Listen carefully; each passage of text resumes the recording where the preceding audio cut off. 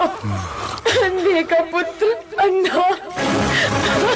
महाभारतातील हा प्रसंग तुम्ही पाहिलेला असेल, पण यामागचं सत्य असं आहे की महर्षी व्यास लिखित ओरिजिनल महाभारतामध्ये हा प्रसंग कुठेच नाही। यामागची कथा अशी आहे की जेव्हा पांडवांनी खांडवप्रस्थ नावाच्या उजाड आणि निर्जन जमिनीवर इंद्रप्रस्थ हे भव्य शहर वसवलं होतं, तर हे शहर इतकं सुंदर होतं की याची बरोबरी स्वर्गाशी केली जात होती। युधिष्ठिराच्या राजसूय यज्ञाच्या वेळी दुर्योधनानं इंद्रप्रस्थाला भेट दिली होती।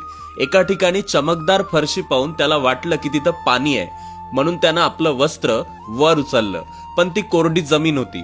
पुढे एका खऱ्या पाण्याच्या तलावाला जमीन समजून तो सरळ चालू लागला आणि त्यात पडला। दुर्योधनाला पाण्यात पडलेलं पाहून पांडव आणि उपस्थित असलेल्या इतरांना हसू आवरलेलं नाही, पण B.R. चोपडा दिग्दर्शित महाभारत मालिकेमध्ये द्रौपदीनं दुर्योधनाला उद्देशून आंधळ्याचा मुलगा आंधळाच असं म्हटलंय हे दाखवलेलं आहे, जे मुळात असत्य आहे, चुकीचं आहे।